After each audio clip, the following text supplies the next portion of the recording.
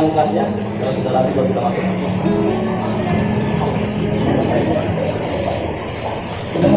Oke. Baiklah. Silakan teman-teman.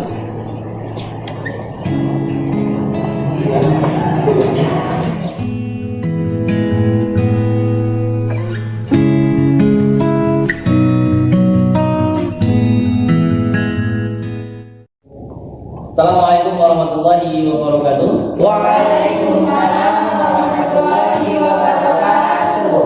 Alhamdulillahirabbil alamin. Dapat kita bertemu kembali pada pembahasan mengenai pengurusan jenazah.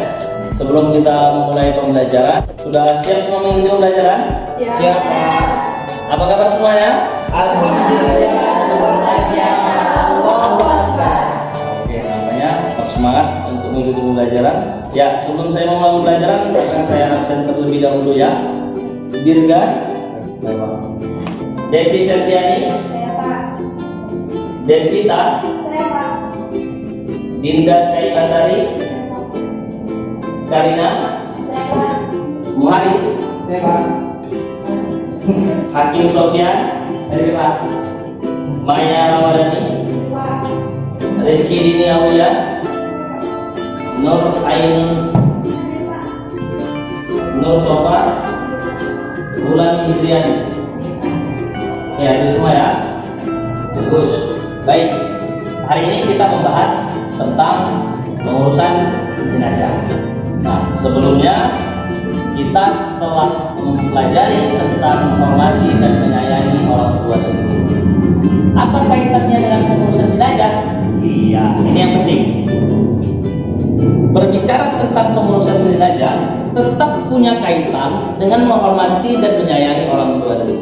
Salah satu bentuk daripada bakti seorang anak kepada orang tuanya adalah ia mampu untuk melaksanakan fardu kifayah terhadap kedua orang tuanya.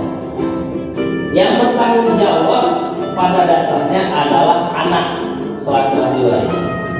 Pada saat akhir hayatnya, untuk sekali saja kita memandikan dia kita tidak sanggup, na'udzubillah, summa na'udzubillah. Baik, berbicara tentang pengurusan jenazah, maka yang akan dikaji itu adalah Quran Surah Ali Imran ayat 185. Yuk, silakan kepada Muharis untuk membacakan Quran Surah Ali Imran ayat 195. Untuk yang lain dapat kiranya memperhatikan 185. Untuk yang lain dapat memperhatikan bacaan dari Muharis. A'udzu billahi minasy syaithanir rajim. Bismillahirrahmanirrahim. Kullu nafsin dha'iqatul maut wa innama tuwaffawna ujurakum yawmal qiyamah faman zuhziha 'anil nari wa udkhilal jannata faqad faz wa mal hayatud dunya illa mata'ul ghurur. Shadaqallahul azim. Ya, bagus sekali bacaan dari Muharis. Terima kasih sudah membantu membacakan dan kawan-kawan juga sudah menyimak. Nah, dari Quran Surah Ali Imran ayat 185 tadi, ada yang bisa menjelaskan artinya? Ya, silakan. Ulang. Jadi Pak, makna dari ayat tersebut yaitu adalah setiap yang bernyawa akan merasakan mati dan hanya pada hari kiamat sajalah diberikan dengan sempurna balasan kita selama hidup. Barang siapa yang dijauhkan dari neraka dan dimasukkan ke dalam surga, itulah dia balasan dari orang yang melakukan perbuatannya selama hidup. Ya, terima kasih atas penjelasan yang telah disampaikan oleh Ulah. Artinya, Quran Surah Ali Imran ayat 185 ini menegaskan kepada kita manusia bahwa setiap makhluk yang diciptakan Allah, setiap manusia itu pasti akan menemui ajalnya. kematian itu pasti. Nah, karena kematian itu sifatnya pasti, tugas kita selaku hamba apa? Menjalankan perintahnya. Oke, menjalankan segala perintah Allah. Cukup hanya itu? Apa lagi? Menyiapkan bekal untuk akhirat, Pak. Iya, menyiapkan bekal sebanyak-banyaknya untuk kehidupan yang kekal di akhirat. Karena setiap yang bernyawa itu pasti akan mati, dan pada hari kiamat nantilah disempurnakan segala ganjaran. Yang senantiasa beramal soleh selama dunia, maka Allah berikan balasan berupa surga. Yang melakukan maksiat di dunia, maka Allah siapkan neraka sebagai hukuman. Nah, jadi dunia ini sifatnya hanya kesenangan yang menipu daya, kesenangan yang semu, kesenangan yang sifatnya sementara. Nah, dari Quran surah Ali Imran ayat 185 ini, maka masuklah ke dalam pembahasan kita hari ini, yaitu berbicara tentang pengurusan jenazah. Masuklah kita pada tahapan pengurusan jenazah. Karena setiap orang itu pasti akan mati, dan setiapnya mati itu bila mana dia beriman kepada Allah dan dia adalah orang Islam, maka harus dilaksanakan fardu kifayahnya. Apa saja fardu kifayah itu?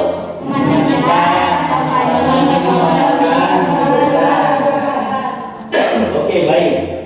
Kalau begitu, karena ini memang sudah terbagi 4 kelompok, maka langsung saja silakan masing-masing kelompok untuk mengkaji. Yang pertama memandikan, itu kelompok 1 Muharis dan kawan-kawan, kelompok 2 Muhammad Hakim dan kawan-kawan, kelompok 3 Despita yang membahas tentang menyolatkan, dan yang terakhir Ulani Hijriani membahas tentang menguburkan.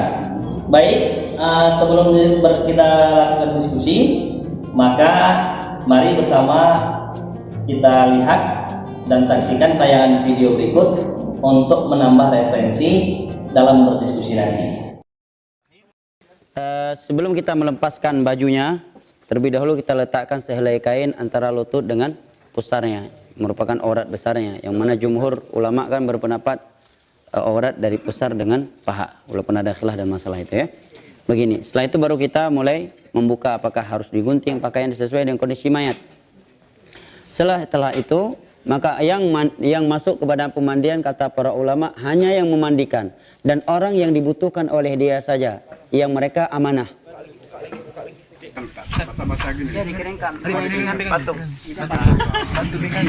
Kita turunkan kafan dulu. Dikeringkan. Sebagaimana ketika putri Nabi meninggalkan, Nabi mengasih satu kain. Para ulama menyebutkan di antara hikmah untuk dikeringkan. Boleh boneka seperti ini. Ustaz, pertanyaan airnya bisa dihilangkan. Biasanya kan atasnya dikasih papan itu gimana, Ustaz? Makanya Nabi bilang tadi, ulama Syafi'i ya. Ya, baik. Demikian dari video yang ditayangkan tersebut sudah dapatlah gambaran untuk diskusi kita hari ini. Silakan masing-masing kelompok untuk mendiskusikan tentang teori dari pengurusan jenazah ini.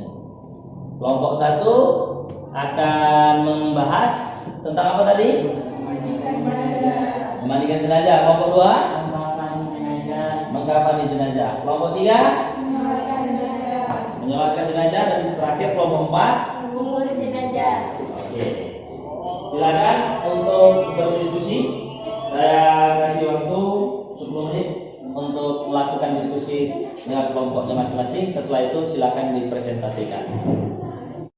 Sudah selesai berdiskusi kelompok 1? Ya, Pak. Oke, silakan kelompok 1 untuk mempresentasikannya.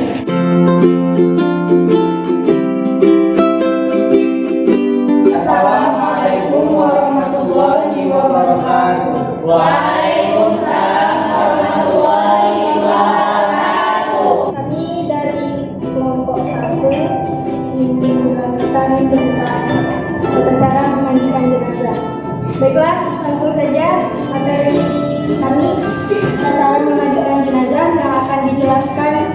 Nama saya Maris Suryana.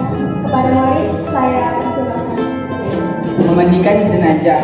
Syarat memandikan jenazah yaitu jenazah itu beragama Islam dan didapati tubuhnya walaupun sedikit. Kemudian yang berhak memandikan jenazah apabila jenazah itu laki-laki, yang memandikannya hendaklah laki-laki pula.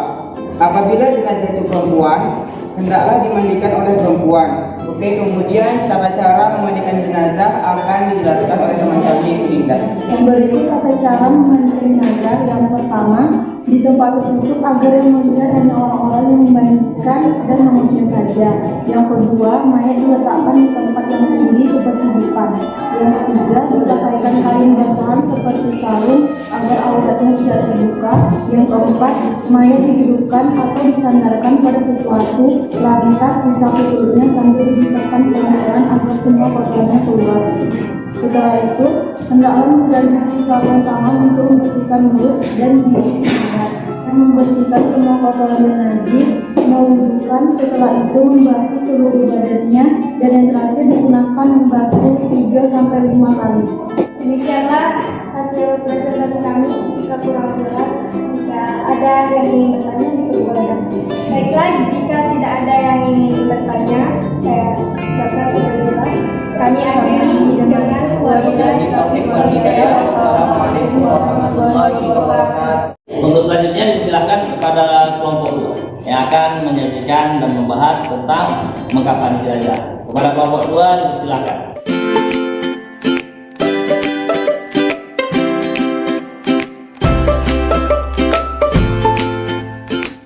Assalamualaikum warahmatullahi wabarakatuh. Waalaikumsalam warahmatullahi wabarakatuh. Kami dari kelompok 2 ingin menjelaskan tentang cara mengkafani jenazah yang akan dijelaskan oleh Mustafa Pak Lubis. Sebelum mengkafani jenazah, kita harus mempersiapkan alat-alat. Alat yang pertama adalah yang jelas kain kafan. Kain kafan untuk laki-laki ada sebanyak 3 helai dan kain kafan untuk perempuan sebanyak 5 helai. Ukuran kain kafan jika diukur dari berdasarkan lebar tubuh, maka harus dikali lipatkan 3 kali lipat dari ukuran jenazah. Misal ukuran jenazah adalah 30, maka kain kafannya harus berlebar lebarnya 90 cm. Mungkin ada tambahan dari teman saya. Untuk mengkafani jenazah laki-laki disiapkan 3 lembar kain putih dengan rincian seperti berikut. Bagian terdalam yaitu kain lepas penutup pusar sampai lutut. Yang kedua, kain baju yang menutup bahu sampai separuh paha, lebih utama lagi sampai separuh betis. Sebagai lapisan kedua, lapisan terakhir adalah kain penutup seluruh bagian badan. Dan yang untuk perempuan, yang pertama lapisan terdalam yaitu kain basah yang menutup bagian antara pusar sampai lutut. Yang kedua meliputi kain kerudung dan baju kurung. Dan yang terakhir adalah 3 lembar. Jika ia berbadan besar, maka kain kafannya berjumlah 5 lapis. Berbicara tentang memandikan tadi, yang terpenting adalah siapkan dulu alat-alatnya semua. Mulai dari air kapur barus, air jeruk purut, air sabun, air bersih, itu yang paling penting. Itu banyak air bersihnya. Dan nanti sisihkan untuk air mengambilkan wudhu si jenazah, wudhukan si jenazah tadi. Kemudian kain panjang untuk menutupi tubuh jenazah itu dipersiapkan. Kemudian sugi, bahasa lain sugi, ketemban, kalau sekarang dipakai orang ketemban, itu untuk membersihkan celah-celahnya. Jadi untuk pertemuan kita hari ini sudah cukup sampai di sini. Nanti berikut untuk pertemuan selanjutnya, nanti kerjakan aktivitas 2 di buku kita halaman 43, dan kemudian sambil masing-masing kelompok mempersiapkan untuk praktek yang akan kita laksanakan di minggu depan. Kita tutup pertemuan kita hari ini dengan membaca qiraatul majlis. Subhanallahumma wa bihamdihi asyhadu an la ilaha illa anta astaghfiruka wa atubu ilaik.